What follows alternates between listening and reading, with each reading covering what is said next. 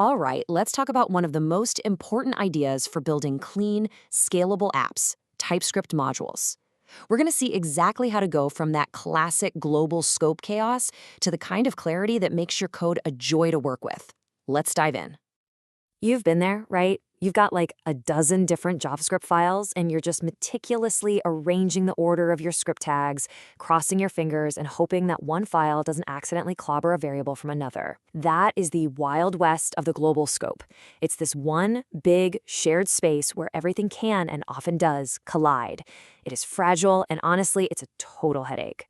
So here's the game plan for this explainer. First up, we'll talk about why modules are such a game changer. Then we'll look at the two main syntaxes you're going to run into.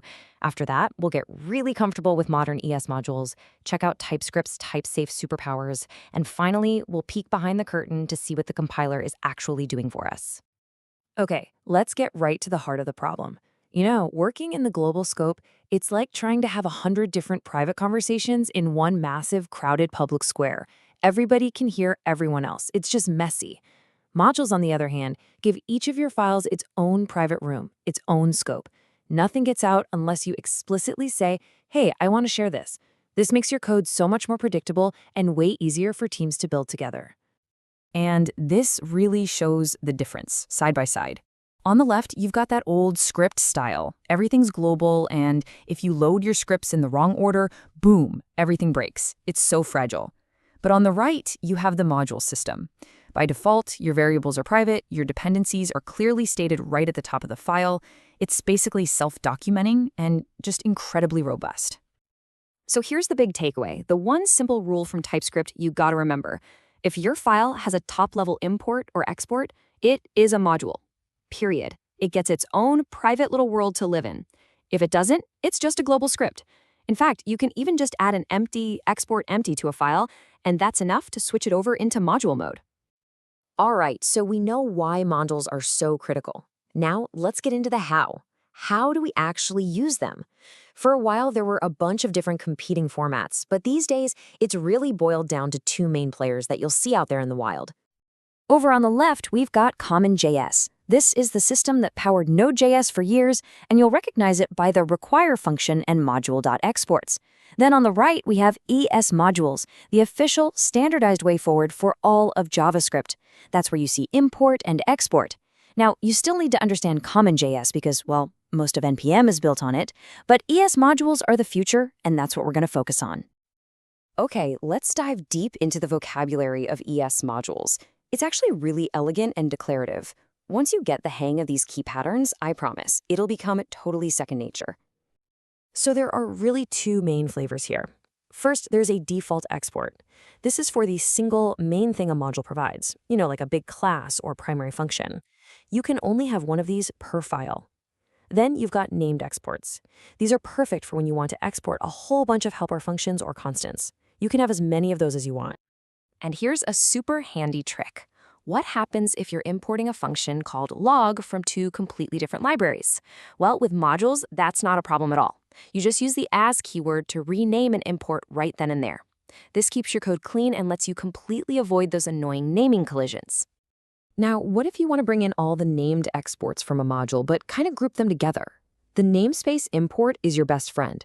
This command bundles everything up into a single object, which is a fantastic way to keep your own code's namespace from getting cluttered. Then you can just access things like math.py or math.add. Super clean. And now we get to the really, really good part.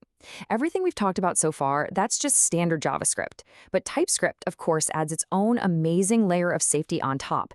And this is where it really starts to shine. See, in TypeScript, types and interfaces are treated like first-class citizens.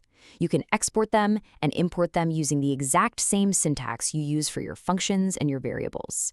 This is huge. It means you can share your data structures and shapes across your entire application with absolute confidence. But TypeScript takes it even one step further with the import type statement.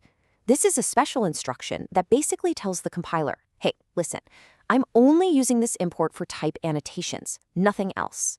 And because the compiler knows that, it can safely erase this import completely when it generates the final JavaScript because, well, types don't exist at runtime. It's an optimization and a safety check all rolled into one. And here's that safety net in action.